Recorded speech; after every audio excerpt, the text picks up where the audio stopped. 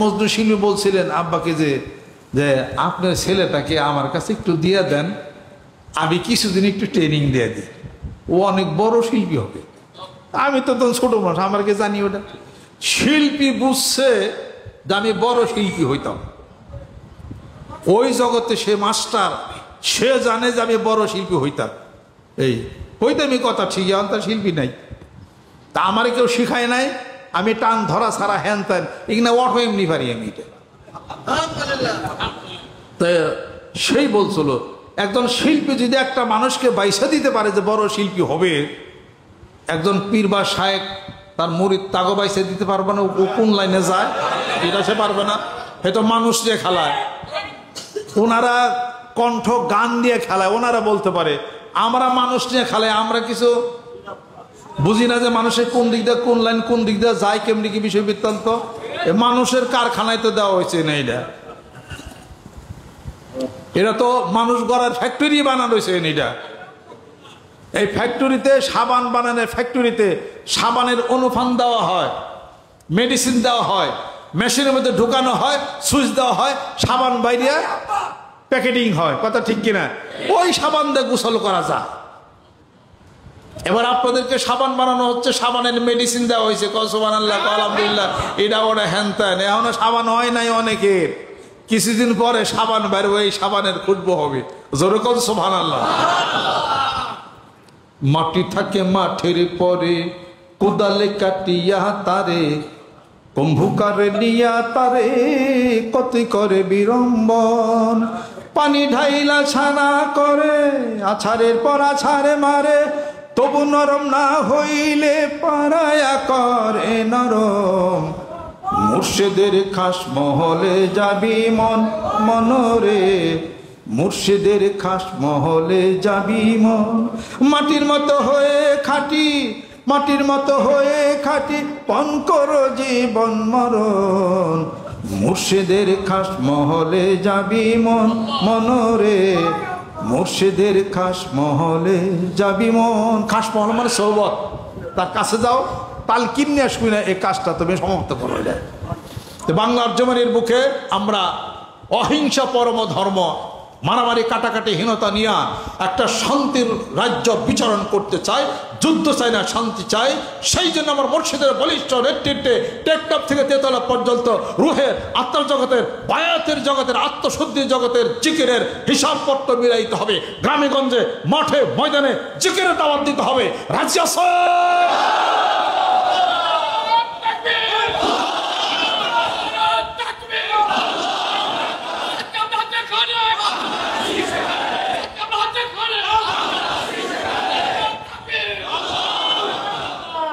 আলহামদুলিল্লাহ, আস্তাগফিরুল্লাহ। দিন অনেক বড়, তাই না? কেবল হারে ছয়টা, অনেক বিরাট। তারপরে 5:30 হলো বগরি, অনেক বিরাট। আজকের দিনটা কাজে খাটাইতে হবে। আজকের দিনের নাম কি? শুক্রবার। শুক্রবার, শুক্রবার না তো, ইয়ামুল জুমা, জুমাবার। এই যাই হোক আর কি, বার কয়টা? 7টা। আল্লাহ যেহেতু বার বানাইছে, আমরা কিছু কই না। একটা বার একটু লক্ষণ ভাল্লা, এটা হলো শনিবার। কথা ঠিক কিনা? মানুষে কয় না যাইস না রে কপালে শনি লাগবো, এটা কি বলে যে যাইস না রে কপালে সোমবার লাগবো, এটা কয় শনি কে ঘাটন নাকি? আমি কইছি না, আপনারা কোন সবাই কয়। আর ব্যবসা ঠিক নাই, কপালে শনি লাগছে। কি রে কপালে রবিবার লাগছে, এটা কয়। তার থেকে কপালে শনি লাগছে, তার মানে শনি জিনিসটা অবশ্যই আল্লাহ ভালো, মানে আল্লাহ পাক করছেন এইভাবে ভালো, কিন্তু প্রভাব খুব একটা বেশি কেমন কেমন জানি ঠেকে। ফি সিত্তাতি আইয়ামিন, 6 দিনে আল্লাহ পাক সৃষ্টি করেছেন। জমিন সৃষ্টি করছেন 2 দিনে, এবং তা আল্লাহ পাক আরম্ভ করছেন রবিবার। সুবহানাল্লাহ। অর্থাৎ মুসলমানের কাজের স্টার্টিং হবে রবিবার। ক্যালেন্ডারে শনিবার বাদ দেয়, রবিবার দেন। সুবহানাল্লাহ। ক্যালেন্ডার হলো শনিবার, এই জন্য তো বাঙালির ব্যাক কপালে শনি লাগছে খালি। এই আল্লাহ আরম্ভ করছেন রবিবার, তোমরা আরম্ভ করো রবিবার। আর জুমাবার অত্যন্ত হলো খুব অবসরের সময়, গল্প গুজবের সময়, পেপার দেখার সময়। জুমাবার হলো খুব ব্যস্ততার সময়, জুমাবার হলো ঈদের বার, ব্যস্ততার দিন, 6 দিনের সমস্ত হিসাব নিকাশ একত্রিত করার দিন জুমাবার। আলহামদুলিল্লাহ। কেন ব্যস্ততার দিন? প্রত্যেকটা মুসলমানকে জানতে হবে গতকাল আসর থেকে আজকে আসর পর্যন্ত পিতামাতা যাদের আছে, আত্মীয় স্বজন, সব রুহটাকে ছেড়ে দেওয়া হয়েছে। রুহ ইচ্ছা করলেই কিন্তু আসতে পারে না, মনে রেখে দেন। রুহু বহন করে আনে, ওই ফেরেশতারা থাকে, কোথায় যাবে ওখানে আনে রুহু। তার পিতামাতা আত্মীয় স্বজনের কাছে রুহুগুলা এসে বিচারণ করে, আমার একবার সুবহানাল্লাহ, একটু আলহামদুলিল্লাহ দাও। ও স্ত্রী, ছেলে, সন্তান, তোমাদের জন্য জীবনে কত কিছু রাইখা আসলাম, কিছুই তো আমাকে দিলে না। আজকে সেই রুহুটাকে সুযোগ প্রদান করা হয়েছে। ওয়ালাদিন সালিহিন ইয়াদউ লাহু, সেই ছেলে সন্তান পিতামাতার জন্য দোয়া করবে, রব্বির হামহুমা কামা রাব্বায়ানি সগীরা। আজকে হলো ব্যস্ততার দিন, হিসাবপত্রের দিন, কি করছে সারা সপ্তাহে। আর আসর থেকে মাগরিব পর্যন্ত যেই ব্যক্তি ইবাদত বন্দেগীর মধ্যে মশগুল থাকবে, আজকে ও মাটির স্বর্ণ বলে মাটির স্বর্ণ হয়ে যাইতে পারে। সুবহানাল্লাহ। আজকে দুষ্ট জিন চক্রের প্রভাব কম, ফেরেশতাদের প্রভাব বেশি। শনিবারে দুষ্ট জিন চক্রের প্রভাব বেশি। আল্লাহ পাক 6 দিনে আসমান জমিন সৃষ্টি করার পর একদিনে আল্লাহ পাক কিছু সৃষ্টি করেন না, সেটা হলো শনিবার। কথা ঠিক কিনা বলেন? শনির গারে দিয়া পাও যথাই ইচ্ছা তথাই যাও, বৈদের গারে দিয়া পাও যথাই ইচ্ছা তথাই যাও। কথা ঠিক কিনা? অন্য ধর্মের কথা, আপনি এটা মানবেন নাকি? আমরা বলি কি, রবির গারে দিয়া পাও যথাই ইচ্ছা তথাই যাও, সোমের গারে দিয়া পাও যথাই ইচ্ছা তথাই যাও। আর হলো বৃহস্পতি শুক্রবারের গারে দিয়া পাও, যা মনে তাই করো, চুরি করবো যাবে না। তার মানে সমস্ত ভালো কাজগুলি তুমি করতে পারো রবিবার, সোমবার, বৃহস্পতিবার, শুক্রবার। সুবহানাল্লাহ। আর আপনার যদি আমার হুকুম হলে যখন এখানে কোনো অনুষ্ঠান হয়, মাহফিল হয়, ওই দিন কোনো বাড়ি কোনো অনুষ্ঠান রাখবেন না, এটা করবেন না। এটা কারণ যে যেটা নিয়ে চলে তার একটা দায়ী দায়িত্ব কর্তব্য বোধ থাকে। এই স্কুলের আপনারা আসছেন, এই স্কুলের আমিও ছাত্র, আমি ছাত্রকে তা জানেন। আপনারা সকলেই এখানে আসেন, আমি আপনাদের সাথে মিশি, আপনাদের অনেকের কাছ থেকে অনেক জিনিস আমি শিখি এবং জানি। কথা বলেন, বক্তব্য দেন, আমি সেগুলা শিখি, জানি, নোট করি। এই যে বক্তব্য শুনি ইউটিউবের মধ্যে, কিছু কিছু আবার লেখা রাখি। আপনারা ওয়াজ করেন এখানে, আমি কিছু কিছু আবার লেখা রাখি, ব্যাক আমি জানি লিখি। নিয়ম হলো কি, মুরিদরা মনে করে, আমার মুরিদদের মনে করা ঠিকই আছে যে আমার সে জানা শোনা বিজ্ঞতা আমার পীর সাহেব শ্রেষ্ঠ, এটা তার মনে এটা থাকতে হবে, এটা ঠিক।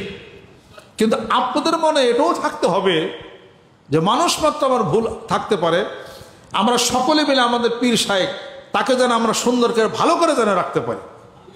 তার কোনো দোষ ত্রুটি হিসাবপত্র হলে পরে সমাজের বুকে সেও তো ছোট হইতে পারে।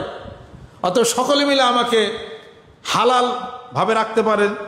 আপনার ইচ্ছা করলে অনেক জিনিস হারামও আমার মধ্যে ঢোকাই দিতে পারেন। উপার্জন হারাম, 200 টাকা দিলেন, এটাও তো আমার হারামের মধ্যে আমার আসলো। এরকম চেষ্টা করে আমাকে সুন্দর রাখতে পারেন, ভালো রাখতে পারেন, একটা জিনিস শিখাই দিতে পারেন, একটা জিনিস বইলে দিতে পারেন, ভুল হইতে পারে, সবাই মিলে আমার এটা আপনি করতে পারেন না। একটা জিনিস আমার শরীরে হয়তো ভুল হয়েছে, ওটা আমার খেয়াল নাই না, আপনি ওটা কইলেনি না কইলে তো এটা আমি কেমনি করে বুঝবো? বইলে মনে করে দেন, আমার একটু স্মরণ হয়ে যাবে সেই জিনিসটা। এটা তো খারাপ জিনিস কিছু না, এটা আপনি তো আমার আপনজন। আপনি যদি আমাকে ওই জিনিসটা একটু ভালো করে দেন, না দিলে তো ওইটা যখন বাহিরের মানুষের সামনে আমার ধরা পড়বে, সে তো যা 10টা জায়গায় সমালোচনা করবে। আর আপনি একা যদি বলে দিতেন, তাহলে আপনি তার কেউর কাছে আমার দুর্নামটা করবেন না। তাহলে এটা ভালো হইতো কিনা? এটা ভালো হইতো আরো। সবাই মিলে তো আমাকে আরো ভালো করতে পারেন, তারপর এটা আমি আপনাদের কাছে শিখে একটু জানিয়ে নিতে পারি। এটা আবার যেটা আমার কাছে জানার দরকার সেটা নিলেন। 2 পক্ষ মিলে ভালো হইতে পারি না আমরা? 2 পক্ষ মিলে একসাথে জান্নাতে যাইতে পারি না? আমি একলা জান্নাতে যাই, আপনার পিছিয়ে থাকেন, আর আপনার কি চাইবেন যে পীর জেনে মনে এনে যাক আমরা আগে জান্নাতে যাই, তা আপনারা আমার থেকে লেগে যাবে। আর আমি আপনাকে থেকে লিখে যাবি কন্ট্রাক্টে, কেউরও থেকে কেউরা যাওয়া নাই, সবাই একসাথে সেই পরিকল্পনা নিয়ে মানিকগঞ্জ দরবার শরীফের নেতৃত্বে আমরা দৌড় দিছি বিজয় সুনিশ্চিত। যেরকম সুবহানাল্লাহ, আল্লাহ পাক যেন কবুল করে নেন। আমাদের উপরে মাথার উপরে এমন একজন মালিক আছেন, যেই মালিক এত বছর পৃথিবীর সমস্ত মানুষদেরকে টাকা পয়সা ধনরত্ন দিয়া, সেই মহান মালিক রব আল্লাহর কোষাগার কিছু একটু কমে গেছে, সেই কোষাগার ভান্ডার থেকে কিছু কমছে। এখন 2025 সালে এত দিতে পারে, এত বাজেট আল্লাহর নাই। আল্লাহর বাজেটে কোনো ফেল আছে? হ্যাঁ, আমেরিকার বাজেটে ফেল আছে, বাংলাদেশের বাজেট ফেল হয়, অমুক দেশ দেউলি হয়। আল্লাহ কি দেউলি হয়েছিল? আল্লাহর বাজেট ফেল? আল্লাহর বাজেট কোনোদিন ফেল হবে না। আল্লাহ পাক বলেন ওয়াকানা হাক্কান আলাইনা নাসরুল মুমিনিন, আমার বাজেট ফেল নাই। আমার মুমিন বান্দাদেরকে আমি আল্লাহ পাক সাহায্য করব, আমার কুদরতের উপরে ওয়াজিব হয়ে যায়। অথবা আল্লাহর বাজেট কোনো ফেল নাই। আল্লাহ বলে যত চাবি তত পাবি। সুবহানাল্লাহ। হে আল্লাহ, রহমত বরকত দিয়ে ভরপুর করে দাও। হে আল্লাহ, ধনজনের মানে সম্মানী বানিয়ে দাও, সম্মানজনক রিজিক বানিয়ে দাও। হে আল্লাহ, সুস্থতা করে দাও। হে আল্লাহ, হায়াত বাড়িয়ে দাও। হে আল্লাহ, সম্মানজনক মৃত্যু দাও। সম্মানজনক স্থানে তুমি আমাদেরকে সমাহিত করো। প্রত্যেকটা সংসারকে সুখময় করে দাও। ইলমের তারাকে এনায়েত করে দাও। কলবের দরজাগুলিকে তুমি খুলে দাও, রহমত করে দাও, বরকত করে দাও, ঋণ পরিশোধ করে দাও, স্মৃতিশক্তি বাড়িয়ে দাও, সমস্ত বিপদ তুমি তরায় দাও। এই কথা কে না আছে না আল্লাহর কাছে গেছে? আল্লাহ শুনছে না? না শুনে নাই? আল্লাহ তো অনেক দূরে শুনে না। আল্লাহ বলে বান্দা, আমি তো শুনি তোর অন্তরের কথাগুলো আমি শুনি। জোরে বল সুবহানাল্লাহ। অন্তরের কথাগুলো আমি শুনি। সে আল্লাহ কোথায় আছে? ভিতর আছে, বাইরে আছে। খালি গায়ও না, আমার অন্তরে কি জানি না, হ্যাঁ, আমার ভিতর বাহিরে অন্তরে অন্তরে আছো তুমি হৃদয় জুড়ে। আমার ভিতরে বাহিরে অন্তরে দুই ধারে আছো তুমি হৃদয় জুড়ে। আরে আল্লাহ রেখো, আল্লাহ তোর ভিতর আছে, বাইরে আছে, অন্তর আছে, সব জায়গায়, ডাইনে আছে, বামে আছে, সব জায়গায় আছে। তোমার কথা শুনে না কারা? আমরা কইছে এটা। আর তুমি যার লেগে এই গান গাও, হে দা হে পোলার বাইতে বগুড়া, ও আল বাইতেছে, ও আল বাইতেছে, ও তোমার ডাকি শুনে নেই। যত তুমি মরো আমার ভিতরে অন্তরে অন্তরে আসো বন্ধু, তুমি দুই ধারে। 3 দিন পরে কয় এত গজল গেলাম তোর নিয়ে, তুই তো ফোন দিলে রে। আর আল্লাহ বলেন যে কুল্লা ইয়াউমিন হুয়া ফি শাহরিন ফাবিআইয়ি আলা'i রাব্বিকুমা তুকাযযিবান। বান্দা, আমি প্রত্যেকটা মুহূর্তে সদা ব্যস্ত থাকি। তুমি যা বলে আমি তাই শুনি, তাই দিতে প্রস্তুত। যেরকম সুবহানাল্লাহ। আমার মতো আল্লাহ বন্ধু ছেড়ে তুমি কোন বন্ধুর পিছে তুমি গেছো? তুমি এটা কারণ যতই তুমি গজল গা, আমার ভিতরে বাহিরে হের কোনো খবর নাই, হের কোনো খবর নাই। আল্লাহরে কও তুমি এটা, আল্লাহরে কও। আল্লাহ বলেন বান্দা, তোর জীবনের সমস্ত কিছু কার্যনির্বাহক আমি। সমস্ত কিছু, তোর খাওয়া, তোর দাওয়া, তোর চিকিৎসা, তোর যা কিছু অসুখ বিসুখ সব কিছু আমি সারাই দেই। আর আমি বন্ধু থিয়া ফাঁকে গেছা, ও বন্ধু তো অন্য জেলা দেখা ও চকে যায় ঘুরতেছে। আর আমি আল্লাহ বন্ধু তো তোর অন্তর বৈশে রয়েছে। আচ্ছা, আল্লাহকে আপন মেনে বলতে হবে আমার ভিতরে বাহিরে অন্তরে অন্তরে আছো তুমি হৃদয় জুড়ে। আমার ভিতরে বাহিরে অন্তরে দুই ধারে আছো তুমি হৃদয় জুড়ে। এই গজল আল্লাহর সাথে মিশন যাবে। হ্যাঁ, এইবার দেন যে মিটা লাগবে বেশি। জোরে কর। এমন বন্ধু আল্লাহ যাকে সেজদা করা যায়। সুবহানাল্লাহ। এমন বন্ধু আল্লাহ যার কাছে চাওয়া যায় টেন আল্লাহ টে দাও। এমন বন্ধু আল্লাহ, আল্লাহ সাইকেল সাইকেল দাও। এমন বন্ধু আল্লাহ বিপদের সাথে, খাওয়ার সাথে, সব কিছু যিনি তোমাকে দেন, সেই পরম বন্ধু আল্লাহকে ছেড়ে মা গর্বকা বিরব্বিকাল কারীম, আমি দয়াময় প্রভু থেকে উদ্ভ্রান্ত হয়ে কোথায় চলছো তুমি? আল্লাহ জিকির করতে করতে সেই পরম সত্তার সাথে একটা গভীর সম্পর্ক হয়ে যাবে। এইবার সারা রাত বেড়ে গজল গাইছ, জোরকল সুবহানাল্লাহ। এবার তোমার গজলের পছন্দ গতি আরশ মোল্লা পর্যন্ত চলে যাবে, জোর জোর কোন সুবহানাল্লাহ। সেই গজলের হিসাব, সেই জিকিরের হিসাব মালায়ালা বড় বড় ফেরেশতাদের পাখার মধ্যে পর পর পর পর শব্দ লাগবে, ধাক্কা লাগবে, খটখট করে ধাক্কা লাগবে। ফেরেশতারা বলবে, আল্লাহ আমাদের এই পাখার মধ্যে ধাক্কা লাগতেছে। হুজ্জাতুল্লাহিল বালেগা আমরা ফেকাতে পড়ছি, আপনার আরবিতে পড়ে দেখেন সেটার মধ্যে। তখন আল্লাহ বলবেন যে অমুক জায়গায় আমার আসে, আমার পাগলেরা জিকির করে, আমার জন্য কান্নাকাটি মারে, সেই জিকিরের ধাক্কা ফেরেশতারা তোমরা আরশ বহন করতেছো, তোমাদের পাখার মধ্যে ধাক্কা লাগে। এইবার বড় বড় ফেরেশতা পৃথিবীর সমস্ত ফেরেশতা থেকে ডাকবে যে অমুক জায়গায় আল্লাহর জিকির করে, তোমরা চলে যাও, দেখো এই পাগলটার কি দরকার, কি প্রয়োজন, তার পক্ষ থেকে সমস্ত কাজ করে দাও এবং অন্যান্য মানুষদেরকে বলো তারা যেন এই আল্লাহর আশেক পাগলদেরকে যারা জিকির করে তাদেরকে যেন সম্মান করে, শ্রদ্ধা করে এবং তাদের কাজে যেন সহযোগিতা করে। এমন বন্ধু আরশে আজিমের থেকে দেখতেছে, যিনি আপনার ভিতরের খবর জানেন, আলিম বিজাতি সুদূর, যার কাছে চাওয়া যায়, যাকে সিজদা করা যায়, যার নামাজ পড়ি, সেই বন্ধুর থেকে যখন অন্য বন্ধুর কাছে যখন যান, কপালে তো শনি আছে। কথা ঠিক কিনা? কপালে শনি আছে। সেই প্রচন্ড গতি নিয়ে মানিকগঞ্জ দরবার শরীফে আল্লাহর আশেক, আল্লাহর পাগলেরা জিকির শুরু করে দেন, ইনশাআল্লাহ কাম হয়ে যাবে। আল্লাহ আল্লাহ আল্লাহ